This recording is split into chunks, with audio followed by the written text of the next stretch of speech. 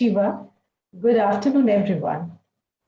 It's a matter of pleasure to welcome you all on behalf of Center for Modern Indian Languages, School of Humanities, and School of Foreign Languages in a webinar on haiku. A Japanese poetic genre generating a lot of interest in literary circles today. India and Japan have shared a symbiotic bond culturally as well as linguistically. History of their cultural cross-pollination dates back 2 centuries or maybe even more. Both countries have influenced each other's civilizational past, culture, traditions in myriad and significant ways. So today, we are more than eager to know more about Japan's culture, literature, language, especially haiku, from our esteemed speakers. Before we move on, I would request Professor Malti Mathur, Director, School of Humanities and School of Foreign Languages, to welcome our distinguished guests and esteemed speakers for today's webinar. Professor Mathur.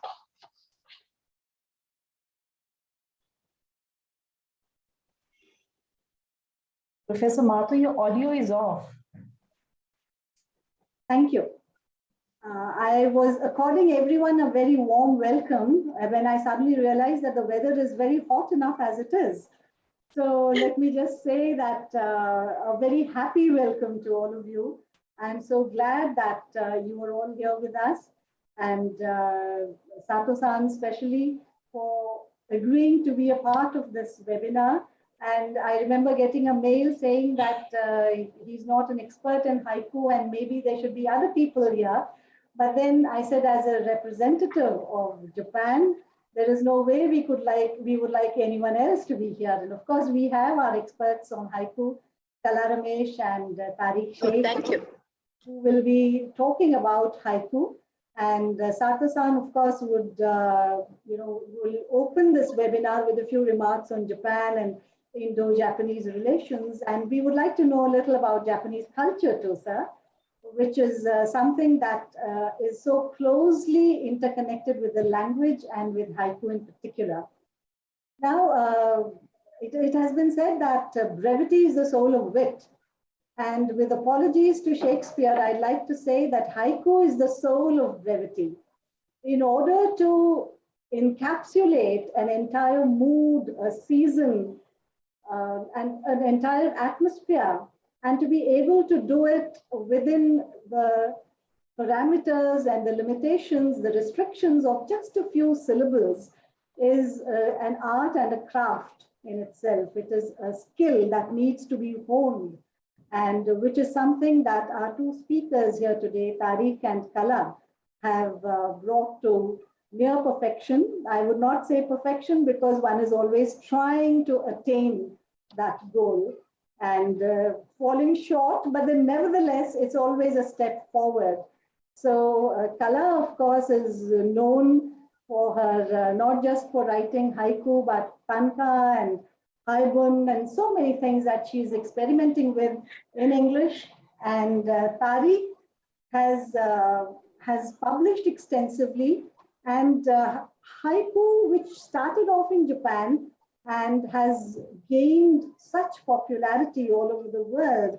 Ezra Pound in English literature was greatly influenced by this form, and it has now been written in so many languages. And Tariq has actually written a haiku in Bangla, which she has published, so which is something really very interesting, because it is not only being written in Japanese and English, but in a lot of Indian languages as well. And I wonder how Indians manage to do that, because we like to talk a lot. We like to say, even small things in a very elaborate kind of a fashion. So I think it is a very rigorous discipline to be able to restrain oneself and to put across something very meaningful in very few syllables, in very few words. So that is an art and a craft, like I said. And it is something that we all need to learn. If we may not be writing haiku, but when we talk, it is good to be brief. It is good to be cut straight to the point, to to say something shorn of all kinds of superfluity, and to be able to convey exactly what one is thinking. So I think by practicing, by reading haiku, one can learn a lot. One may not necessarily become practitioners, but I think in our everyday lives, there is something to be learned from this form. So I welcome you all again, all our directors and heads of divisions. I would like to especially thank and welcome our Vice Chancellor, Professor Nageshwar Rao. I know it is a cliche, when people say, you spared some time from your busy schedule, sir, but it is completely the truth, because he is handling and wearing so many hats these days. He is also the director for the Indian Institute of Advanced Studies, Shimla. He is handling that. He's handling the Hindi Institute. So there are so many things that he's doing, and yet he finds time to be with us when we request him to. So that is something that I am especially happy about. I would also like to welcome the Pro Vice Chancellor of the School of Foreign Languages, Professor Sumitra Kukleti, who is also a professor of English. So she is completely familiar with poetry and the form of haiku as well. And we have a number of faculty who, like Shubha Gokhale just said, she is someone who is just interested in things literary. And that is good enough for us, because we would like people to be here with an open mind, to be here to just listen and just open themselves up to new things that are being written. So that is something that we are trying to do through these webinars. And of course, all our regional centers have tuned in as well. So all the directors of the regional directors are here with us. And I would like to say welcome once again, and a big thank you for being with us this afternoon. Thank you so much. Thank you. Thank you, Dr. Martha. I would now like to invite Dr. Hiya Mukherjee, consultant in Japanese language in School of Foreign Languages in IGNOU, to please introduce us to the theme of the seminar. Dr. Mukherjee, please. Thank you. Thank you, Dr. Vibhuti Gaur. So, hello everyone. Good afternoon. Minasan konnichiwa, and welcome to today's webinar. And the theme of today's webinar is haiku. As we all know that haiku is a type of short form poetry originally from Japan, and it consists of 17 syllables arranged in 3 lines, 5, 7, and 5. Haiku first emerged in Japanese literature during the 17th century, and it is written in the present tense.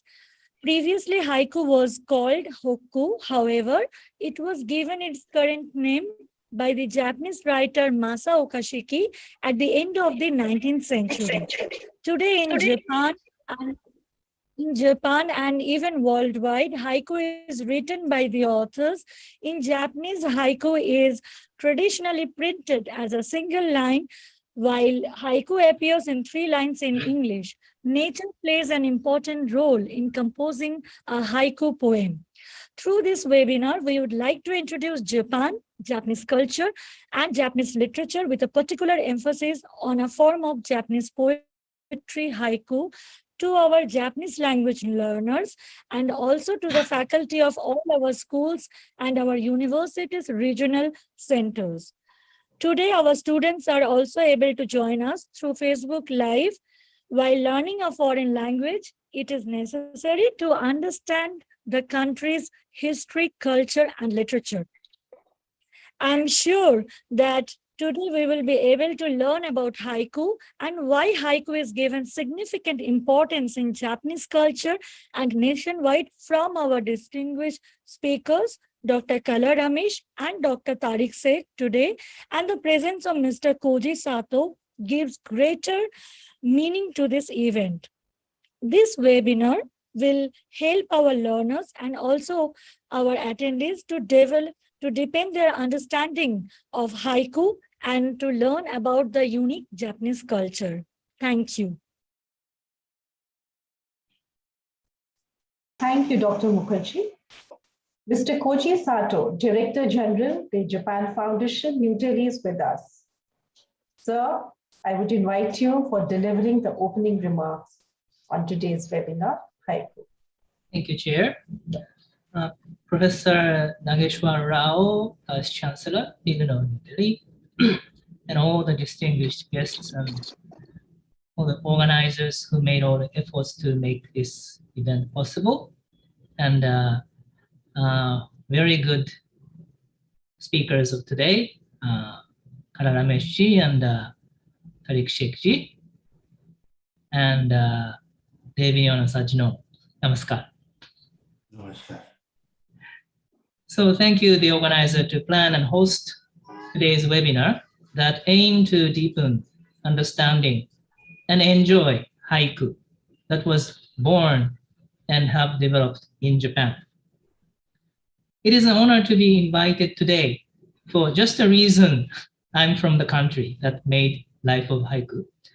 Sadly, I don't have much professional knowledge about haiku, so let me briefly say a few words of congratulations.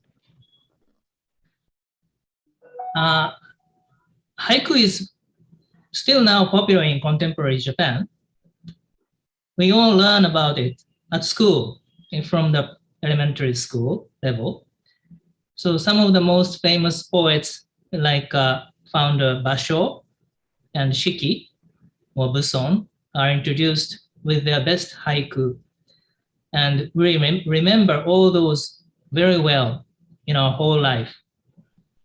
Especially Basho's haiku of Old Pond and Frog can be said to be the most popular literature in Japan. I think almost everybody, in Japan, just remember this haiku and just, construct the kind of a best image of the nature and maybe interrelations between nature and people, human beings.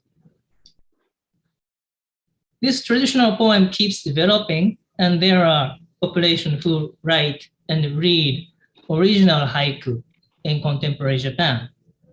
But it is not like all the Japanese are haiku poets. I myself seldom make haiku either, and even Kararameshi-ji also just try to encourage me to start something from the beginning. Maybe I will do. Rather than that, the fact is that the haiku is more liked and practiced outside of Japan. When I go to many countries and meet with many haiku poets who enjoy making and reciting their own haiku, it always makes me move very much. Most of the cases, they read with their own tongues, not in Japanese. So beyond cherishing old masterpieces of Japan, they work on new creation of literature using the form of haiku. Does this mean that the form of haiku itself has immanent universal charms? And if yes, what are they? The question stimulates our interest. And when you try to import some essential elements of haiku, such as 575 syllabus structure, or kigo, or kireji, into other languages and local environments, you may face some difficulties. We are also curious to know how people cope with such conditions. I look forward to hear and learn such kind of topics from Ms. Kararamesh, who makes haiku in English, great haiku in English, and enjoy exchange with many haiku readers in and out of India, all over the world. I learned that first 17 syllables of hokku, of renga, that was followed by 14-letter wakiku in return, was the origin of haiku. Originally, people were enjoying in groups, reading out haiku, but some say that recently this great value of recitation and improvisation has been neglected in contemporary society. Just the other day, I was invited to a book launch event of haiku written in Hindi at IIC. During the program, the author was reading out some of his own haiku with some notes on the background of the creation. And what made me amazed and excited was the very fresh and live response from the audience, just interaction. Beautiful tradition of literary communication in community and society in India is very much alive. And it gave me a kind of answer why haiku got this much popularity in India. I learned that Dr. Tariq is focusing today on maybe similarities between haiku and ghazals in India. A book which I'm reading now about Mirza Ghalib highlights the special effect of negative dialectics that he employed. It is said that haiku got new power of realism and twist and humor, not too much drowned in lyricism. By cutting off the last 14 letters of Waka poem, it is beyond my capacity to go beyond. So look forward to learning from Dr. Tariq or Kara Rameshji at the future discussion. Wishing that today's event will increase the fans of haiku and encourage many to enjoy great works from Japan and the world, and even to enter into community and start creating their own haiku. Thank you. Namaste. Namaste. Thank you, sir. Those are very apt and yet very interesting opening remarks. I would now like to invite our Honorable Pro Vice Chancellor, Madam, Professor Sumitra Kukriti, for delivering a special address.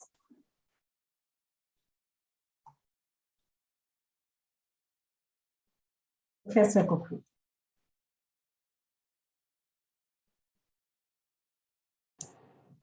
Am I audible? Yes, Yes, ma'am, very well. you are. Thank you. Honorable Vice Chancellor IGNOU, Professor Nageshwar Rao ji, my fellow Pro Vice Chancellors, Mr. Koji Sato, Director General Japan Foundation, New Delhi, Ms. Kala Ramesh, Founder and Director, Triveni Haikai, India, Dr. Tariq Sheikh from IFLU, Hyderabad, Professor Malti Mathur, Director, School of Humanities and School of Foreign Languages, directors from various schools, and the participants. A very good afternoon to one and all.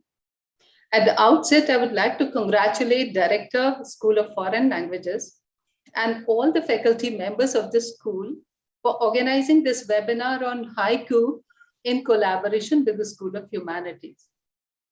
Actually, it came as a happy surprise for me, as just few days back, Professor Malti Mathur was discussing with me about the possibility of organizing this webinar on haiku. The poetry, we all know, that has acquired immense popularity over a period of time. We know that the Japan Foundation was founded way back in 1972 with the purpose to cultivate friendship and ties between Japan and India. We also know that the aim of this foundation is to disseminate Japanese art and culture, Japanese language education, Japanese studies, and intellectual exchange in India. And I'm happy to note that among the other foreign languages, recently the Japanese language is gaining popularity in youth. I assume that the Japan Foundation can play a very positive role in strengthening this further. School of Foreign Languages and IGNOU offers certificate program in Japanese since the inception of the school. Now we have the enthusiastic consultant. So we hope that this is the high time when the school must plan to launch this program in online mode. the certificate program in online mode. The school can also ponder over to launch a standalone course on Japanese language and culture through SWAYAM. I'm sure the online program would attract a good number of learners, as the foreign language programs are quite job-oriented. With the new startups and multinationals coming up every other month, a degree in Japanese language would enhance employability of learners and open new avenues for them. As we all know that the haiku is a Japanese poetic form that consists of 3 lines of 17 syllables.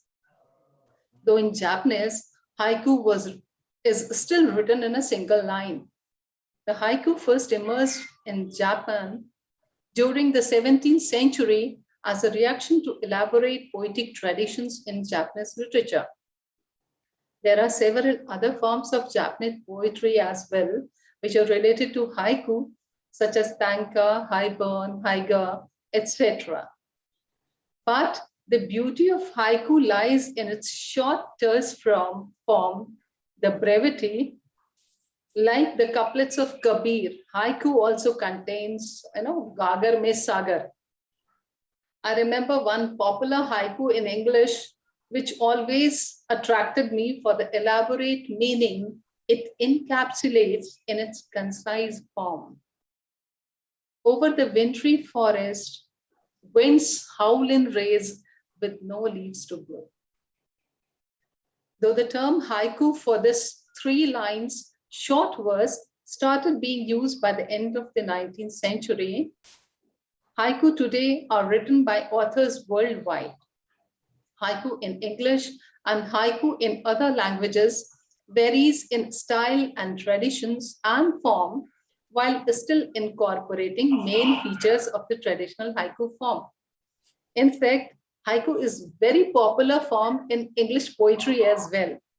As Mr. Koji Sato has told us just now that an English, a Hindi anthology was launched just yesterday. As this is an art of expressing and suggesting in the fewest possible words, even the beginners find it comfortable to express themselves through this form, though definitely it requires an expertise to write a good haiku. This is not as easy as it seems. I'm very delighted by the positive response of Mr. Koji Sato, Director General Japan Foundation, and I thank him that he spared his valuable time to address the participants in this webinar. I believe that if in future, School of Foreign Languages plans to go for launching online certificate program in Japanese, he would extend his kind support to the school. Haiku is definitely an interesting form of poetry, and I'm very anxious to hear more about it from the experts. Ms. Kala Ramesh, who would give her deliberations on long and short of haiku, and Dr. Tariq Sheikh on the topic From Haikai to Haiku, Evolution in Pre-Modern Japan. I'm sure that both the lectures would be very, very informative and would open new vistas for the participants to ponder over, and would definitely increase interest of students and learners in haiku. These would give food for thought to the participants. Here, I would like to bring into notice that Professor Malti took the additional charge of Director SOFL about a month ago. And as far as I remember, this is the first activity of the school since she assumed the charge. I'm sure she will reflect the same zeal and enthusiasm as she has been reflecting as Director SOH. The director and the entire school deserve accolades for organizing this webinar on such a pertinent topic. Once again, I congratulate the school and all the stakeholders who are associated with this webinar, and hope in future we would witness many such academic activities. Wishing you a great success. Thank you. Over to you. Thank you, madam. Thank you for the encouraging words and especially the literary flavor that you put into it. Thank you so much. Now, we all have been waiting to listen to our distinguished speakers. I would invite Kala Ramesh ji to deliver her lecture on the long and short of haiku and introduction. But before we do that, we would like to know more about her. Kala Ramesh, she's the founder and director of Triveni Haikai India. She's an editor, anthologist, and an external faculty member of Symbiosis International University, Pune, where she has been teaching a 60-hour Haikai course since 2012, and it's a first in India. She's organized many international seminars. She's been speaker in multi-seminars. And to bring haiku into everyday spaces, she has initiated several projects, notably Haiku War and Haiku Dhyana. Her first award-winning haiku book for children was published by Katha Books in 2010. Her book of haiku and haiku, Beyond the Horizon Beyond, was shortlisted for Rabindranath Tagore Literary Prize in 2019. She's also been nominated for prestigious Pushkar Prize in 2020 and longlisted for V. Kamla Das Poetry Award in 2020. And Kala has also received V. Trailblazer Poet Teacher Award 2020.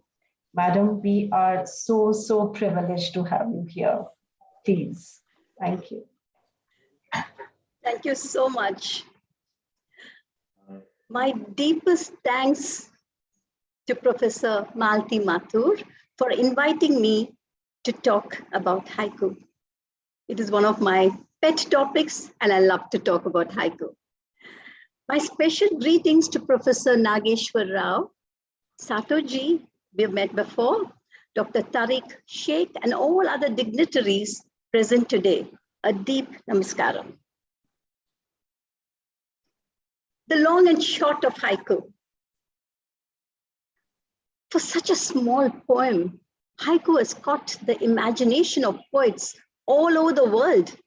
And in India, its popularity is unimaginable. No more can Japan claim haiku as their own, being an experiential poem coming from the depths of truth and personal experiences. We have all claimed haiku as ours. I would like to start with a Zen story, but before that I want to say that haiku is 400-year-old art form, whereas tanka, its allied form, is 1,300 years old. So haiku with 400 years of theory and practices and nuances and aesthetics is impossible to do justice to it in half an hour. So what I'm going to do is just sweep through the whole thing and maybe get you all, for people who don't know haiku, to just step into the waters. A very important, yes? A very important and well-known scientist went to meet a Zen master. He met him and he said, "Sir, I want to know Zen." The Zen master said, "Shall we have a cup of tea first before we begin?" And the professor was sitting there, and the Zen master was sitting here, and he was pouring tea into the cup. He kept pouring and pouring non-stop. The professor said, "Stop. What are you doing? Can't you see the cup is overflowing?" So the Zen master said, "When the cup is overflowing, it can't hold more. And just as that, when you come with so much information and so much of knowledge, what happens is your cup is full. What can I give you about Zen?" He says, "Why don't you go back and come back with an empty bowl and I'll teach you Zen." Wasn't that beautiful? The empty mind. what we need to know when writing haikai is the beginner's mind, called as Shoshin in Japanese. I hope I've got the pronunciation right, Mr. Satoji. As adults, Yes, Shoshin, yes, small, thank you. small mind. As Yes. adults, our prior knowledge blocks us from seeing things anew. The children are eager to understand everything that is new. They are like a blotting paper. They just absorb everything. But we already know. And to quote Zen Master Suzuki, just listen to this quote. In the beginner's mind, there are many possibilities, but in the experts, there are few. Would anyone like to explain or tell me what you understand with this line? In the beginner's mind, there are many possibilities, but in the experts, there are few. Would anyone like to attempt what he could be meaning? Suzuki? Yes? Yeah. Yeah, I think that when he's a beginner, he doesn't know anything. The mind is all clear. It's empty. Yes. And then Yes. he can grasp more and more. Yes. And when he's a professional, he's already filled in with enough tea Yeah. in his cup Yeah. to say. Yeah. Yeah. Anyone else? Yes. Well, there's a small minor nuance here. In the beginner's mind, there are many possibilities, we know that. But in the experts, there are few. What does that mean? The problem is that when you are an expert, you actually need to pay more attention, not less. Shall we say why?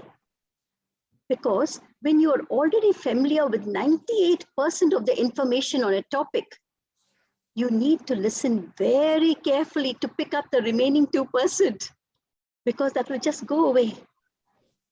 But in an empty cup, when the cup is empty, eager to receive everything the master says about Zen, it sinks in, we internalize it. So I would say haiku demands this type of receiving. It's very important, because what happens, we've already been writing a lot. Everyone I know, every time I go and meet someone, they say my ambition was to become a writer, or my ambition is to become a writer. So with this type of writing, which is so popular, where not everyone wants to be a painter, not everyone wants to be a dancer, but writing is something that we've all done.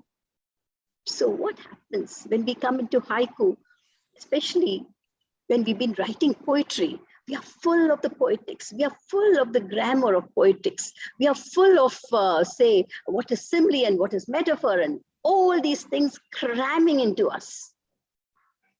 And then to say, think like a child. It's difficult. It's very difficult. Okay. So when I go to my undergrads, when I teach my undergrads, I tell them, think like a 6-year-old. Just leave all your vocabulary, all your knowledge about grammar aside. Because haiku doesn't even use adjectives. It is a form of poetry which doesn't use adjectives. The mere verb is what makes it stand so beautifully. And we also write verbless poems. So you can imagine, no adjectives. So what is it that holds haiku?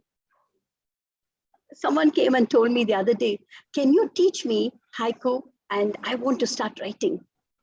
So I said, I can sort of expose you to haiku. Can we go to a judo master or a karate master and say, I want to learn for 1 hour, and then I want to start karate? It's not possible. We know for how many years they've been perfecting to get that black belt.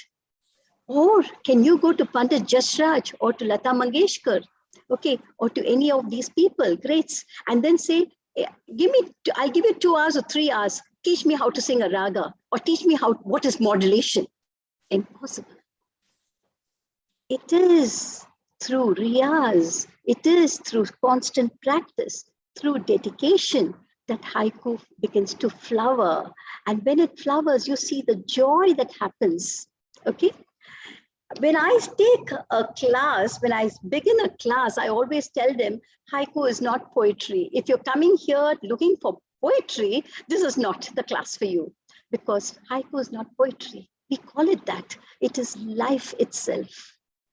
So I would like to narrate a few things where we say, how is it involved with life as such?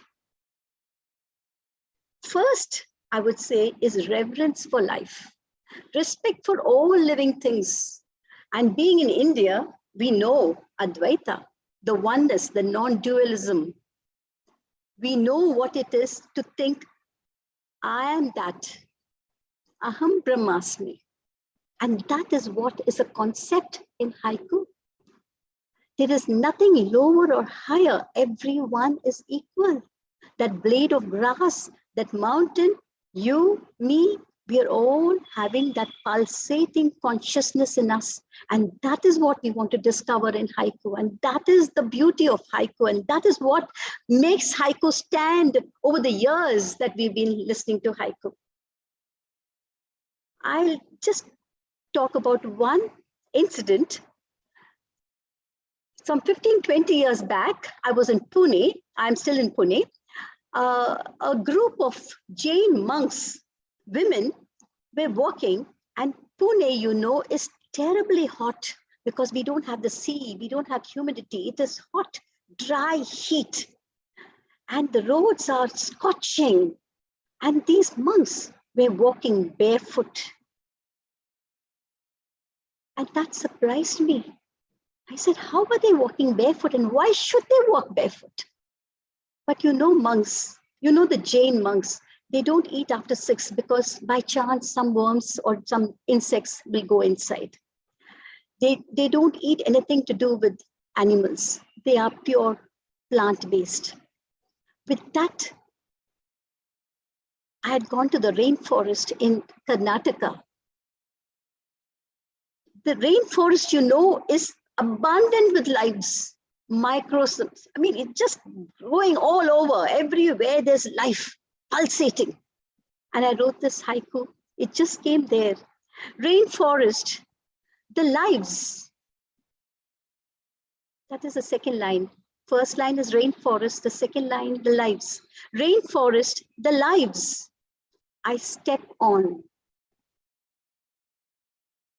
Don't we step on life without noticing? And when we wear shoes, boots, huge shoes, how much of life we are stamping? And that is, I recollected, and that is why the Buddhist monk walk barefoot. And if their feet is arched beautifully, that less insects they step, and insects and ants that is crawling on the ground. That much we are helping them to live. How can haiku be so intimate with nature? How is it a short poem? Again, everyone insisted on 15 syllables, 17 syllables. The contemporary haiku outside Japan is anything between 9 and 14 syllables, because anything more we feel is padding. So that is all comes in more in the techniques. So I'm not going into that, okay? There is a beautiful story told of Basho and his favorite student, Kikaku. One day, Kikaku, who was very impulsive and the wit of the group, came running up to Basho with his newest and the most beautiful verse he had just written. Probably dancing and gesturing broadly, Kikaku said, pulling off the wings of the dragonfly, a red pepper. Pulling off the wings of a dragonfly, a red pepper. In Japan, they say there are large dragonflies with bright red bodies. If you pulled off the wings, what remained of the curved, pointed body would look like a small red pepper. Very quietly and with a gentle smile, Basho offered a correction, adding wings to the red pepper, a dragonfly. Isn't that beautiful? Adding wings to the red pepper, a dragonfly. A dragonfly is born when you do that. Reverence to Mother Nature and Earth. We don't have to look far. We have it in us. We have our ragas on nature. We have our prayers related to nature. We have a cuisine, all connected to nature. There are some dishes that the Punjabis eat. There are some dishes that the Chennai people eat. And there's some dishes that the Bengalis eat because it's conducive to nature. It's what is available at that time. So let me go on to one more beautiful haiku by Michael McClintock. He's one of our favorite poets. He's an American, a contemporary master. Michael McClintock. A poppy, a field of poppies, the hills blowing with poppies. You see, a poppy, a field of poppies, the hills blowing with poppies. In a matter of 12 words, he has painted the whole scene before you. He has used a technique that we use in photography of zooming out. A poppy, a field of poppies, the hills blowing with poppies. He doesn't say it's windy. The hills blowing with poppies is enough. How do you write a concise poem? Brief and still having meaning. It's only in haiku we are able to do that. It's a long journey, but it's possible because everyone is doing it. So the others can do it too. Roken is one of my favorite haiku. Roken is a Buddhist monk. And you know what Buddhist monks are. We also know bhikshus. They have to go begging for their daily rice and food. So he had gone out. At that time, the thief had come, broken his house, and taken everything and walked out. When Roken comes, all he sees is a bare house with just the 4 walls staring at him. Nothing is there. And he says, and he looks up at the window. They say it is a Satori moment, a moment of enlightenment, a moment of mukti. He wrote, the thief left it behind. The thief left it behind, the moon at the window. The thief left it behind, the moon at the window. Do you all like that? Yes? Yeah, but Absolutely. They say that it is a moment of Satori, a moment of mukti, a moment of enlightenment. Can you all tell me why you feel that? Do you have any suggestions or ideas why they say that Roken got enlightenment that time when he saw this moon at the window? No, it is this ability to get out of yourself. And, Yes. And that sense of detachment. Yes. With material things, basically. And, yes. And to realize that they are not really meaningful. Yes. Yes, okay. So, anyone else? Yeah. Okay. Good. Anyone else?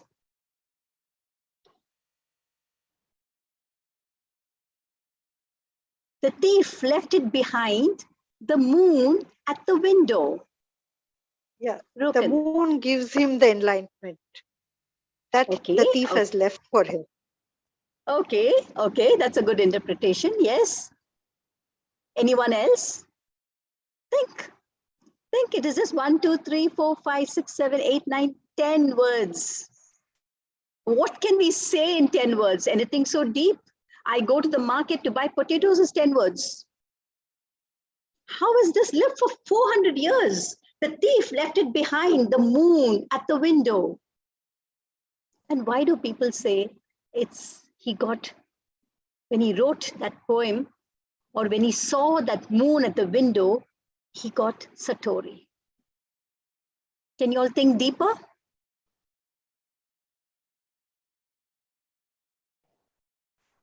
Probably it is an inner satisfaction. Okay. Yes. Anyone else? That even if we lose everything else, everything material, at least we have nature. We have things like the moon and the sun and nature all around us, which is actually what it is. Which is actually what beautiful. It is. Beautiful. Anyone else? You're still just, I play this hot cold with my granddaughter. You're still cold, all of you. Can it be that the eternal things will always be with you? Nobody can steal them from you. Okay, that's a different view. Okay. You're all, I wouldn't say cold, you're all warm, but you're not really hot. That is not, okay. Since I'm running out of time, let me just say, I know this is very interesting. When we have a workshop, I give a lot of time for everyone to get thinking. But unfortunately, with just half an hour, I can't. So the thief left it behind. The moon at the window, he sees this. He doesn't say full moon. He doesn't say brilliant moon. He doesn't explain the moon. There's no adjective to the moon. But don't you see a huge moon there? The thief left it behind, the moon at the window. They say when he was looking at this beautiful moon, even the moon moves away. Life is so transient. Life is passing. There is nothing that you can hold on to. And that is the moment of Satori. That is the moment of enlightenment, isn't it? Isn't that beautiful? I know when the moon is there, I have to peep and then peep, and the moon will keep on moving, and ultimately I've lost it from the tiny window I'm looking. And then the story goes, it seems when he came inside, he saw that his house was empty. He said, had the robber stayed for some more time, I would have given my robes also to him. That amount, he understood that all these things, holding on to things, is not life. Every moment is passing, and that is what they try to teach us, and that is what haiku is all about. Now I come, of course, like someone mentioned, Basho. Basho has said, when you write about a bamboo, become the bamboo. Everyone quotes it. Everyone writes about it in the essays that they write. In every workshop, in every seminars, people are quoting, when you write about a bamboo, become the bamboo. Is it possible? Can I, when I write, can I become a bamboo? But musicians have done it. Whistling, when you whistle, you just whistle. It's my breath I'm whistling. How am I going up? There is something, I want my note to go to sa, pa, sa. My mind is saying go, and my breath becomes that note. The flutist, when he is playing a raga, all he's doing is blowing, but the magic happens in that hollowness of that bamboo. Music comes out for us to oh, this is Rag Kalyan, this is Rag Bimplasi, this is Rag Shankarabharnam. We're able to differentiate the ragas. All he has is those 5-6 holes, and he's blowing into the hollow bamboo. It becomes music. When you write about a bamboo, become the bamboo. That is what they're doing. And then we're talking about non-dualism. We're talking about Advaita, the thought of oneness. Everything comes into that. It's such huge philosophies, huge. People have written books and books on Advaita. And see what Lipo has written in just 12 words again. We sit together, the mountain and I. We sit together, the mountain and I, until only the mountain remains. We sit together, the mountain and I, until only the mountain remains. Where is I? Where is me? Where is mine? Everything is gone because he has become one with the mountain. And that is haiku. And that is why I keep saying, haiku, you can learn the craft. Like Malti said, it has the art, but it also has the craft. You need to learn the craft. But after learning the craft, like someone says beautifully, the boat carries us across the river. Do we carry the boat on our shoulders and walk? Don't we leave it behind and walk? That is what the rules and regulations and all that we learn, because Japanese art forms are complicated. We need any art form, for instance. Why Japanese? Every art form, you need 7 years, 8 years of dedicated practice.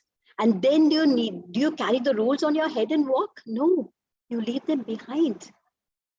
And that is that moment when you say, yes, I've understood a little bit. Like again, like Malti said, perfection is not something that anyone can achieve, because art is bigger than the artist. I always say that art is bigger than the artist. No artist can ever master an art form. In Hindu philosophy, we say perfection is like a horizon. The closer you go, the further it goes away. So you again go, again it's farther away. So that is perfection. So that is not what we are hankering for. Nature is never perfect. So haiku is not talking about perfection. If a tree is here, one branch goes this side, one branch goes up, one branch goes down. Where is perfection? Where is symmetry? We're not talking about perfection here. But we are talking about the oneness, becoming one with nature. If that can be achieved, and many people have achieved, that is the nuance that many people miss. When they come into haiku, they think they have to just write something. Now we come to Basho's, Matsuo Basho's very famous haiku, which is, I think, like Sato-ji said, it is every Japanese knows it, but every haiku poet knows it. And there are plenty around in the world. And it is the most translated haiku in the world. It's 400 years and it is lived. There's not one get together where someone doesn't mention the old pond or the frog or something and say, and we all smile and we say, oh, an allusion to Matsuo Basho. It's said, the story says that Basho has a lot of students, okay? And when he wrote this poem, he was not happy with the first line. I keep telling my students, don't think the whole haiku should just fall into your lap. No, it doesn't happen. You let it assimilate. You see an image and you want to give the best to it and not get it contrived. You allow some time and it happens. And it seems old pond came later and he said, yes, I've got it. And people say, when you're alone in the room with no distraction and you read this poem, Old Pond, the frog jumps in, the sound of water, it seems you can hear the sound. If it's a silent, quiet mind and your mind is not cluttered. Old pond, the frog jumps in, the sound of water. Recently, I wrote a poem on Maharishi, Ramana Maharshi's famous line, who am I? Who am I? When anyone went to him, he said, Nan yar, who am I? Question that constantly and you'll know that you are nothing here. It is something else that is the powerful pulsating consciousness. So I wrote this, who am I? A falling leaf gives the answer. Who am I? A falling leaf gives the answer. So it's all about simplicity, simplicity, simplicity, and how in being simple, you can bear until the soul is exposed. And then the haiku happens. I think I'll come to the end. I have one more Zen story to tell you all before I conclude. That is one of my favorite stories of Angulimala, the man who wore a garland of fingers. You must be knowing about this story, but still I'll tell you all. Angulimala was greatly feared by all, for he had killed the person from whom he cut off the finger. And every time he cut off, he put it into his garland. And he had come to he was searching for the 1,000th finger. 999 people he had killed. So people were terrified of him. If they saw Angulimala, they'll run from him. Angulimala, who was on a hunt for his 1,000th finger, chanced upon the Buddha. He said, he should be nice as my 1,000th finger. And he followed the Buddha, trying to catch up with him. But the faster Angulimala walked, the distance between him and the Buddha only increased. Determined to catch up with the victim, Angulimala began to run. The distance grew even more until the Buddha seemed to have moved almost to the horizon. Angulimala, drawing out a sword, cried and said, "Stop." The Buddha turns back and with great compassion says, "I had stopped long back, Angulimala. It's time for you to stop."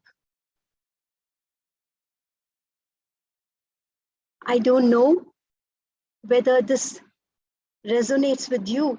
What does he mean? He means that running after these earthly pleasures of having 200 fingers, 400 fingers, 800, because it's a vow he had taken from someone that he will do it to show his power.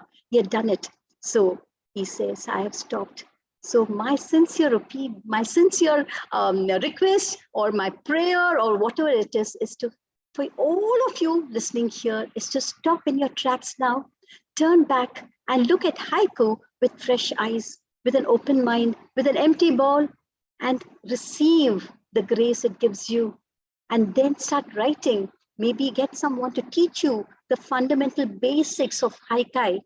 And then what happens? It opens, and then you yourself don't know how it draws your life into it. And that is what it is, because I'm bitten by the haiku bug. So I'm telling you, I end my talk. Yeah. That was so profound, Kala, and so interesting. And Vibhuti, of course, didn't know, and I do, that you are also a musician. Yes. Saying you are an accomplished musician, which also came out in certain references that you made, and just in the way you talk, all the musical phrases that come out. So that was really beautiful. And you also paint. So that those are different facets of your personality which go towards making you what you are. And thank you so much, Kala. That was beautiful. Thank you so much. Thank you for inviting me, Malti. Thank you.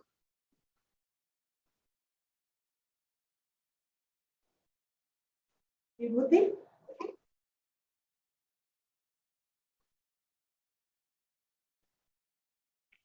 Vibhuti ma'am, please unmute yourself. Oh, thank you, Kalaji. Thank you so much. We want to tell you that our cup is not full. We need more. We need to sink in more, literally, the way you said that in haiku, words are feelings. They are not poetry simply, they're life. And the way you related to the Hindu philosophy, it was excellent. It was really, really excellent. Thank you. Thank you. It's 17 years of my teaching. Yes. You made us go down that childhood memory lane when we used to listen to the stories of Angulimal, Buddha. Yeah. But we Yeah. didn't know that, that they have such far-reaching repercussions, as far as understanding one's cultural philosophy is concerned. Thank you. Thank you so much. Most welcome. So we are looking forward. We want more and more now. I would like to invite Dr. Tariq Sheikh, who's esteemed assistant professor in Department of Asian Languages, English and Foreign Languages, University, IFU, Hyderabad. Dr. Sheikh's interests are academic. They include intellectual study of intellectual and literary history of early modern Japan, also history of India-Japan relations. He's also been a Japan Foundation Fellow at Waseda University, Tokyo. He's published extensively, he's translated works, he's given lectures and presentations at international and national conferences, especially in this area of study. And his notable publication is with regard to haiku and ghazal. Dr. Tariq Sheikh, sir, we invite you to give your esteemed lecture, please. Thank you very much for that very warm welcome. And I thank the School of Foreign Languages and School of Humanities of IGNOU for giving me this opportunity to talk about haiku here. And thank you also to Sato-san from Japan Foundation, New Delhi. I will just share my screen for a second. Okay. Can you give me permission to share the screen, please?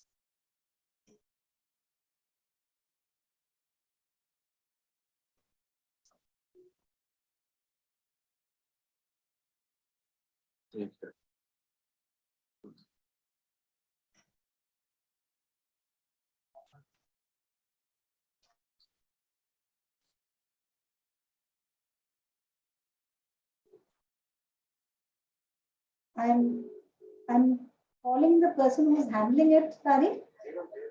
Yeah. Hi. I've already got it. Yeah, it's fine. Thank you, Ashik. Can you see my screen? Yes, we can. I hope everyone can. Yes, Yes. yes, we can. Please go on. So, even before I start, let me pose a question to you. What is common between yoga and haiku? There can be a lot of things that are common, but what I'm thinking of right now is both of them originated in two Asian countries and became hugely popular in the West. And one downside to that huge popularity is that it gets sort of unrooted from the original culture that it came from, and then both of them became so popular in the West that the West made it their own and changed it subtly here and there and made it their own. And it is always useful to remind us where it comes from. And I think it's useful for us to look at haiku as originally Japanese literature and look at a bit into it, into the history of haiku and how haiku became haiku before the world got to know of it. And this history, we will just go through it a little bit, and hopefully, as someone said, that one of the most important roles of history is to unsettle the present. So I hope that I will be able to unsettle some of the things that we think about haiku. So one of the first things that I'm going to talk about is the form of haiku, because anytime you ask someone what is haiku, do you know what is haiku? They'll say, yeah, we know that short poem from Japan, 17 syllables, 575, and so on. So the first things that people would say will always be about the form rather than the content of the haiku. So we'll first look at form, and okay, so I think I should, yeah. First, we'll look at the form in Japanese poetry. and not just haiku, but in Japanese poetry as such. And the first thing that strikes someone who is not acquainted with Japanese poetry is that there is no rhyme in Japanese poetry. Verses don't rhyme with each other traditionally and even now. Now, why is it that there is no rhyme? There's a reason for that. And that is one is that, Japanese words always end in vowels, and almost every syllable has to end in a vowel, apart from, with the exception of the nasal sound. Apart from that, all syllables have to end in vowels, and there are only 5 vowels. So what that means is that every fifth syllable would rhyme with each other. And if it is too easy to rhyme, it's not interesting anymore. In English, let's say, it's interesting to make a verse rhyme because it's not very easy to do that. Now, if every fifth word rhymes, then it's not interesting, and therefore it's not fun, and it cannot be the form of poetry. Another thing, for example, is on the right, if you see, Japanese sentences, the Japanese syntax is SOV, or subject, object, verb, as opposed to English subject, verb, object. So in Japanese, you won't say I eat apples, but you will say I apple eat. And the verbs, inflect in the same way. If it is a present tense, it will be must, tabe, tarimasu, shimasu, kimasu, and so on. And if it is past tense, it will be masta. And then again, since it's always ending in verbs, it will be too easy to rhyme the sentences, and it won't be fun anymore, right? So these are like some reasons why rhyming never was a thing in Japanese poetry. Instead, there has to be something to differentiate poetry from prose, right? And instead of rhymes, we have more or mora, we call it. Now, people often say 17 syllables, 575 syllables, but if you ask the linguist, it's not really syllables, it's mora. Now, what is a mora? It's a technical term, technical linguistics term, which is basically the equivalent to a short syllable. Okay, so any long syllable might contain 2 more or maybe 3, but 3 is very rare, mostly 2. So, for example, let's look at the name of the capital city of Japan, Tokyo. In English, we'd say Tokyo, something, right? Tokyo. But the Japanese pronunciation is Tokyo. Okay, there's 2 long sounds there. To is O vowel is long, and again the kyo O vowel is long, and those 2 long vowels are also considered as one more. So there is to, o, kyo, o, and 4 mora, but only 2 syllables. Okay, so when we count the mora in Japanese haiku or haikai, we do not count as syllables, but as sounds. Okay, so Tokyo would be 4, not 2. Now, in Japanese, traditionally, Japanese poetry has been 5 and 7 syllables. Okay, and now why 5 and 7? There's a lot of research and there's a lot of debate, but let's not go into that. But traditionally, 5 and 7. So, for example, the most popular form, as Kala Rameshji was mentioning, Tanka, the older one, which is more than 1.5 millennium old, it's 57577, which comes to 31 syllables, right? And so this gives it a structure. This gives it something that is interesting in the form, and which distinguishes it from prose writing. Okay. Another thing about the form that we often understand is that, and a lot of people mentioned it today already, there are no line breaks in traditional Japanese poetry. All poems are written, every verse, each verse is written in 1 line.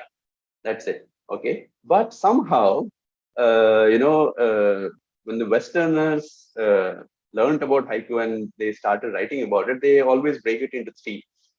They assume that since it is 575, so it has to be, the lines have to be broken in 3 places. But that is weird for a person who knows Japanese, be it a Japanese national or someone who reads Japanese fluently, because you see, let's look at this very famous haiku by very famous verse by Yosabu Song, who is a very famous poet or hygiene, as we say.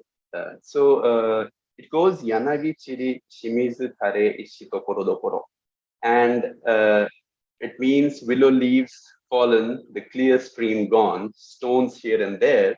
But the 575 division in Japanese is a phonetic division. It's not a semantic. It's not related to the meaning. So Yanagi chiri is willow leaves fallen. Shimizu kare is clear stream dried up. And ishi tokoro dokoro is stones here and there. So semantically, if we should have divided this, we should have put ishi in the third line, because that's stone.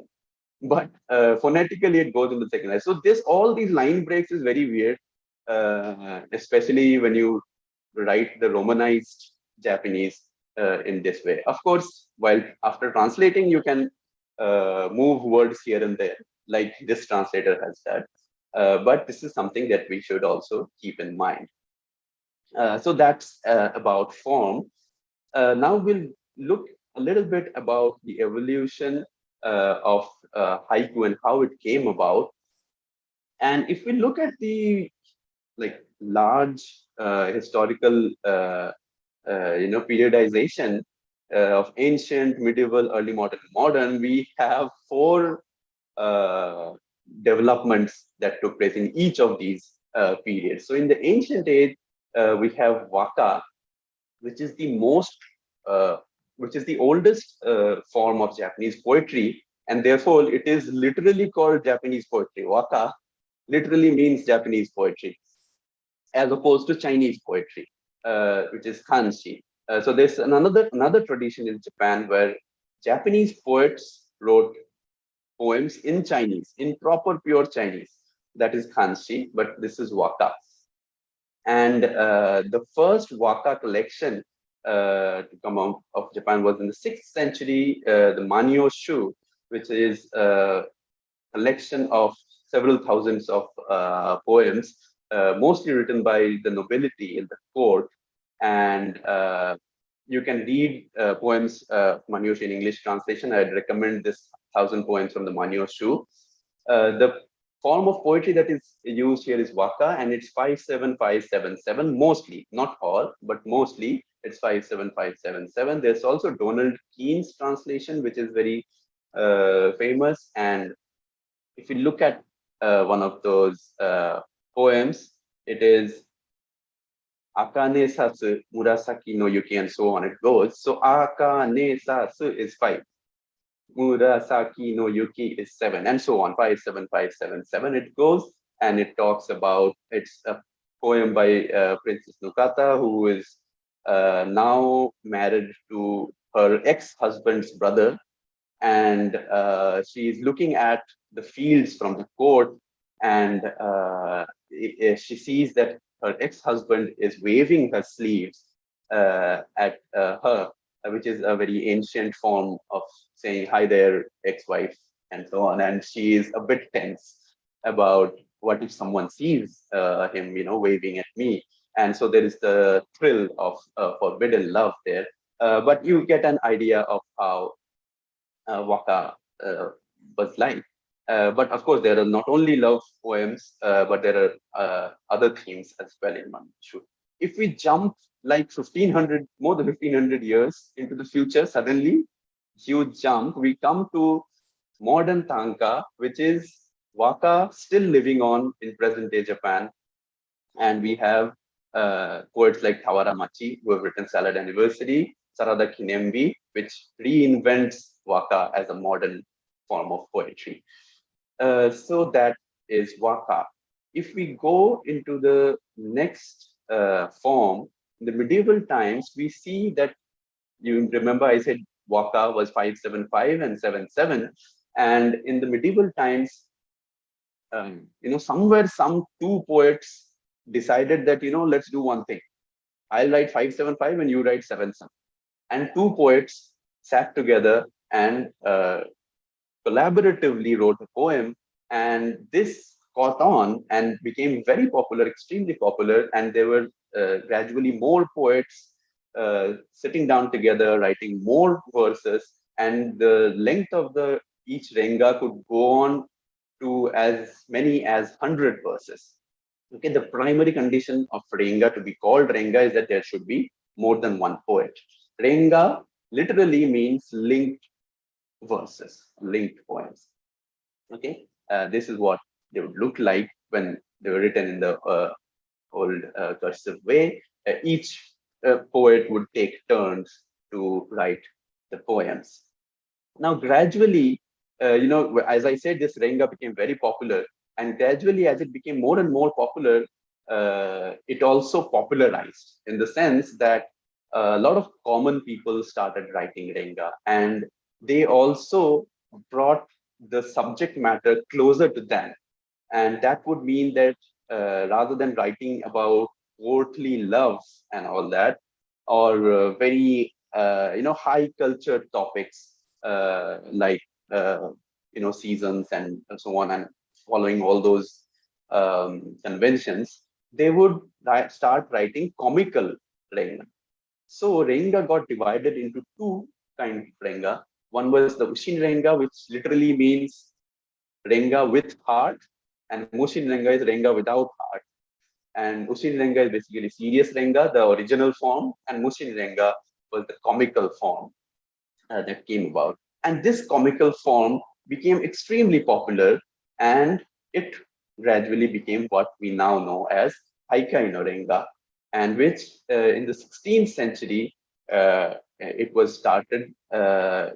started to be really popular to the hands of someone called Yamazaki Sokan, who really started popularizing the Haikai no renga form. The form would be the same as serious renga, only the themes would be comical. So to give you an example of what very early haikai looked like, we have a lot of ideas about what haiku is and all that. But if you look at the beginnings, you might be a little bit shocked. This Yamazaki Sokan would write, he was there with another poet. Then, the 575, the poet who writes 575 it's almost like a puzzle that the poet would give. And then the other poet has to resolve that puzzle, right? So the puzzle that the other poet gave was Kasumi no Koromo so Anurekeri, a robe of mist soaked at the hem, right? So a robe probably suggests, a robe of mist suggests someone very elegant, someone, nobility, or a very, lady of very high standing, something. But her hem is wet, right? Now the other poet has to resolve this puzzle. How would they resolve it? There would be a number of ways. But very typical haikai, initial haikai reply was Princess Saho, Saho Hime no Haru Tachinagara shite. The use of very clever wordplay here, and a very vulgar, expression of Princess Saho, which is almost like a goddess, who is standing and urinating. Now, it's for ours. We say that we should not judge the past with present day sensibilities, but to us it sounds very in bad taste, and but my objective was to really shock you, because this is the kind of haikai that when it started, and the humor comes here from suggesting that the goddess Saho Hime is like a commoner woman. So that's what the kind of haikai that when it started as vulgar comical. Haikai, the word literally means comical and fun. Okay. But then we also see a lots of ups and downs, and we have the Teimon school led by the poet Matsunaga Teitoku, who would take the same puzzle and make it very elegant and absolutely remove the vulgarity from there, and say that heavenly creatures descending, it seems, the sea of spring. The same puzzle is resolved in a very elegant and referring to classical Chinese themes, which is the heavenly creatures coming down and refining it back. And there are lots of ups and downs if we go through this. If we go to the Danrin school, they'll again bring it down a little bit, not as much as Yamazaki Sokan, but so for example, there, I'll just read the translation. Making sea lions and whales swim in the cherry blossom waves at the hilltop. Now, cherry blossom waves, is a figurative expression that was commonly used in Tanka. But they are taking it and making it haikai. How? By taking the figurative expression and making it literal, and saying that lions and whales are swimming in the waves of cherry blossom. This is also from the Danrin school, which is again a very influential school. And we all know about Matsuo Basho. The interesting thing about Matsuo Basho is he went through all of these schools. He went through and stayed and studied at all of these schools, jumping from one school to another, and eventually getting disoriented with this Haiku culture in Edo at that time. Edo is the old name of present-day Tokyo, right? And he gets disoriented, and he makes it an objective for himself that he would reinvent this. He makes it the goal of his life to reinvent haikai. Okay, and he does it in a variety of ways, but one of the main ways that he tries to reinvent haikai is by traveling. He says that there's nothing in Edo. We have to leave Edo and go to the hinterlands, go to places which are famous in classical Tanka. That are in Japanese it's called utamakura. References to places that are famous in Tanka, and he would visit those utamakura famous places and write poems. So he would at the same time both look at the past and try to connect with the classical past, but at the same time also come up with something new, innovate, okay, come up with fresh haiku, something that is not there in Edo at that time. And of course, as Kala Rameshji said, we cannot have a talk about haiku without mentioning the old pond haiku. And we have talked about this 1,000 times, so I don't know, want to go into this.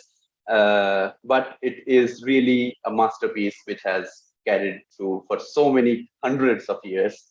But we should just to remind you that it is still all of these haikus that we think that are called haikus were not called haikus at that time, right? They were the first verse of hokku, the first verse of a haikai no renga that was called hokku.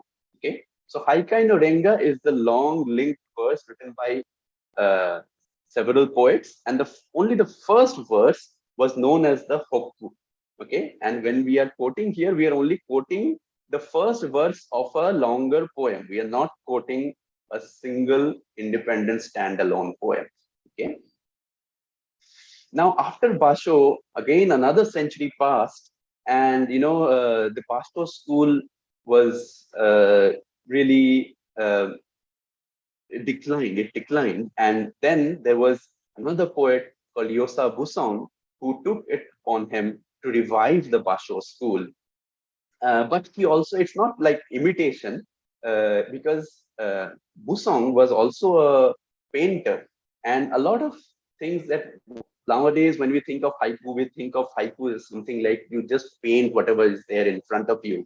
A lot of that idea is owed to Yosa Busong, who wrote his haikus like painting. And I'll give you an example here. So Saigyo was a 12th century Tanka poet who wrote about a tanka, about a place in the northern hinterlands of Japan. And he talks about, by the side of the road, alongside a stream of clear water, in the shade of a willow tree, I paused for what I thought would be just a moment. Right? So there's a description of the scenery, and also there's a reference to what's going on in his own mind. Basho, as I said, wanted to visit all these places that were visited by classical tanka masters, and he visited the same place in his journey, which is famously chronicled in the narrow road to Oku, or Oku no Hosomichi. And Basho writes, a whole field of rice seedlings planted, I part from the willow.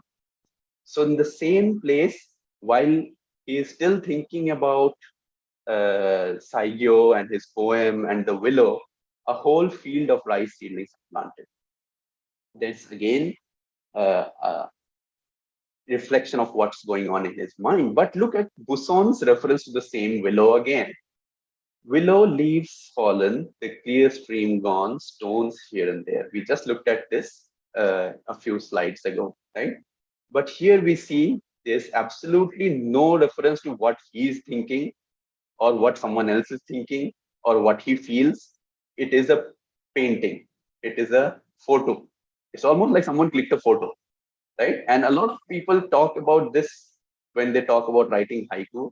And it's useful to know that Yosa Busson was one of the biggest influences on that sort of haiku writing. Again, another century passed, and it is the 19th century when someone called Kobayashi Issa again shuffles up the haikai paradigm, and he is from a very poor background and had a rough childhood, and we see his life reflected in the sorts of verses that he would write. So I deliberately picked this haikai because I think that the idea of frog is coming up here again, and let's read it. Skinny frog, don't give up the fight, Issa is here. Again, this is a poem I think most, Sato-san might agree, most Japanese people know this hokku. Yasegaeru makeru na issa kore ni. And you see how the relation with the frog is so different from that of Basho. And here we see that the poet is becoming one with the frog. He is it's like what Kalanameshi was mentioning as the insects on the road and walking bare feet. And this is very typical of Japanese thought, where every sentient being is equal and everyone has a soul. Every human being has a soul, every animal has a soul, every insect, and so on. And therefore, we are all equals, and we can stand for a creature as insignificant as a skinny frog, right? So that is I just, it's very difficult to cover this in 30 minutes, and I'm almost out of time. But this is a very brief run through of how hokku develop. And the last stage, because I have 2 minutes, is when hokku really becomes haiku. And as here mentioned in the beginning, Masaoka Shiki, poet from the beginning of the 20th century, he really starts sing. And he rejected the collaborative form. And he had very extreme views, but this is all you have to understand, that this is when in the Meiji period Japan starts westernizing and modernizing, and this is the influence of Western literature when he almost decides that collaborative poetry writing is not literature. He literally calls it not literature, and he says that hokku should be independent, and he declares that hokku is independent from now on, and I'm going to call it haiku. And his views about this were so influential that this idea caught on, and this is what traveled to the rest of the world. And Shiki's idea of the independent haiku really gave a new life to haiku. And at the same time, the art of renga, or writing linked verses, also declined and almost became insignificant. And therefore, the independence of haiku was also facilitated because of that. So this is how the haiku, the evolution of haiku happened. And there was a little bit more that I thought that I will talk if I get time, but since there is no time, I'll not go into that. So thank you. Thank you for patiently listening. Thank you. Thank you, Dr. Sheikh. Thank you so much. It was an absolute, I must say, visual treat to see the topic live through your illustrations and graphics. And few of us like me would be very uninitiated into it, but yet with the way you delivered, it was very much easy in our minds. Thank you so much. And actually, we are going through severe, yes, madam. I have just one one point. Renku is not really gone out of the scene. We are having it very much here. And one poet is starting the Renku for us, Tripashwa, which is 22 verse on June 1st. We are starting it in our website.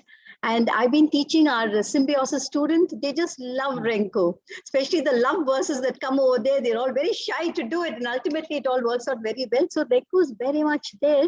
And I think Renku teaches us to be better haiku poets. Yeah. I completely agree. There are severe weather disturbances at IGNOU. It's raining and the internet connection is undergoing deep instability. So kindly bear with that. I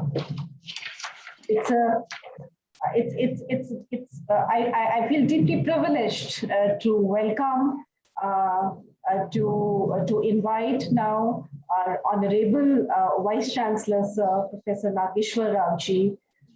He has been a perennial source of strength as well as inspiration for all of us at IGNOU. I would invite Sir for the Vice Chancellor's address. Sir.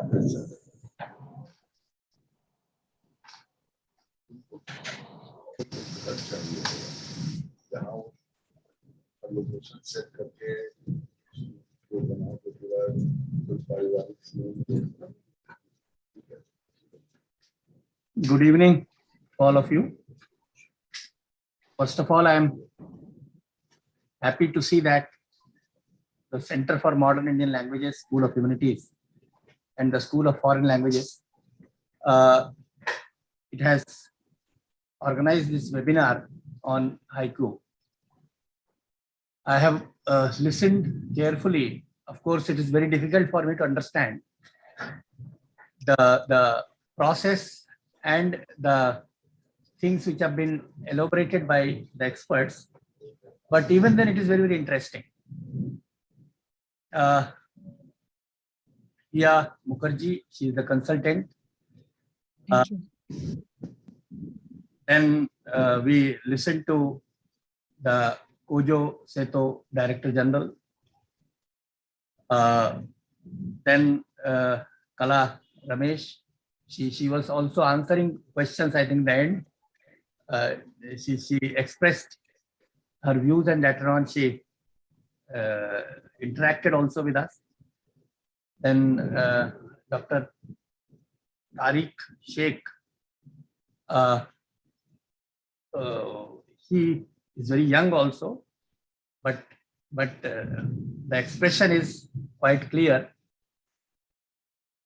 And it is a great opportunity for the School of Humanities as well as the School of Foreign Languages for a nice interaction.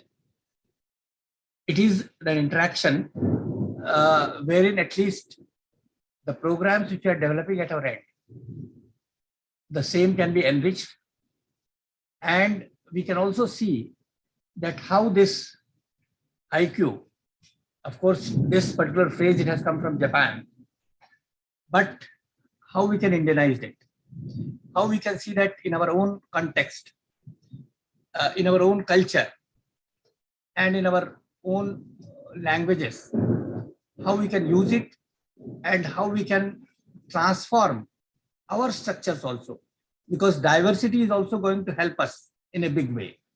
Because till this point of time, we are having a conformist pattern, wherein we are basically following the English pattern, English poetry, English prose, English text, English drama, nothing. We are not looking beyond that. But now we are getting different perspectives from different countries.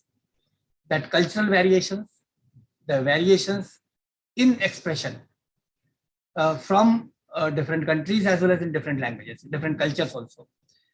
That will be an enriching experience to most of us. And I must compliment the director SOH for taking such an initiative. And fortunately, she is having the directorship of 2 schools, and both are interlinked with each other. She is a professor of English, looking after Director School of Humanities. There are also 4 languages are there. Along with the 4 or 6, I think, foreign languages are there. So she has become a master of the languages, along with her faculty also. Today, Vibhuti is also trying to look into it, and because they are the futures of this great university. So they all have to understand the School of Foreign Languages as well as the School of Humanities. They all have to understand that how the cultural contexts, the country variations, and the phrases which are being used all over the globe, how they can be used in our own context. And that is the beauty also, because when we look at our national education policy, there also we lay emphasis on internationalization. Internationalization, it doesn't mean that we have to put our courses outside country. We have to get the things from there also and see that to what extent we feel that if anything which is important, if anything which is strategic, if anything which is critical, crucial, the same are to be incorporated in our structures, in our processes also. It's a great workshop. Of course, through distance mode, webinar is there, but we could get lots of inputs from the experts in that field. I once again welcome all the experts who spared their valuable time for us. And I must compliment my own faculty and the teachers who wanted to learn those things and got very, very enriching experience. So Kala Ramesh ji, thank you very much. Iya Mukherjee, thank you. Tariq ji, thank you. And Koji Sato, thank you very much. All of you deserve special appreciation from the IGNOU side. Thank you very much. Thank you. Thank you, sir. That's a very sincere piece of guidance that sir has shared here, that it's a time that we need to look haiku from an Indian perspective also. Thank you, sir. I would invite Dr. Shivaji Bhaskar, who's a faculty at School of Foreign Languages, to deliver a vote of thanks. Dr. Bhaskar.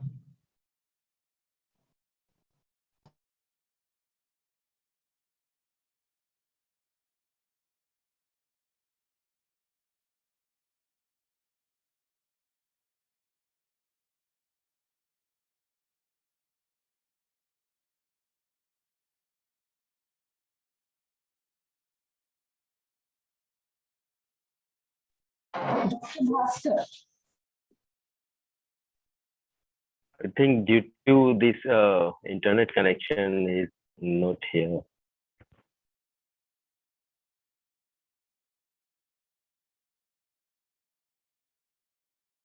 So I would request Dr. Ihia Mukherjee from School of Foreign Languages to deliver vote of thanks, because we are not able to connect to Dr. Bhaskar. As I already stated that we are undergoing a severe weather disturbance at IGNOU. Yes, yes. Thank you, Dr. Vibhuti Gaur. So first of all, I would like to thank our distinguished, am I audible right now? Yes. Yes, madam, you are audible. Okay. So I would like to thank our distinguished guest, and especially Dr. Kala Ramesh, and also Dr. Tariq Sheikh for wonderful presentation on haiku. Like, we learned so many things, like oneness, which is very important for haiku, and also from Dr. Tariq's perspective, like the journey from haikai to haiku we learned.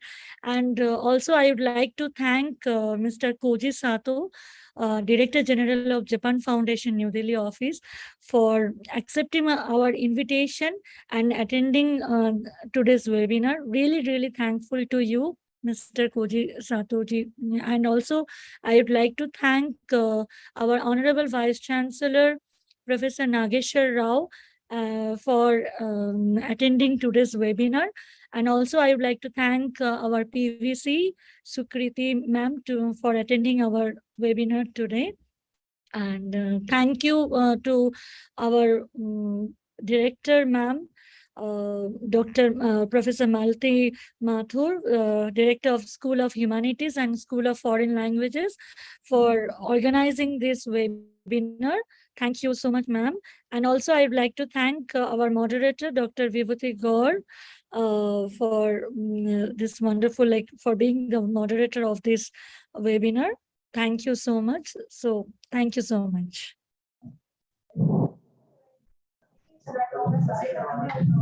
Thank you, everyone.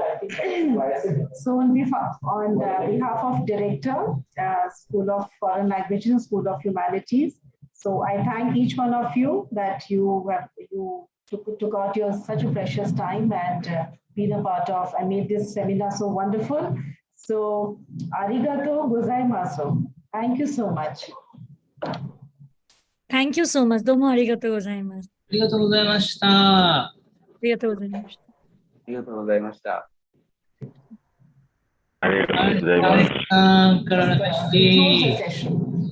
बहुत अच्छा presentation के लिए बहुत बहुत धन्यवाद. फिर मिलेंगे.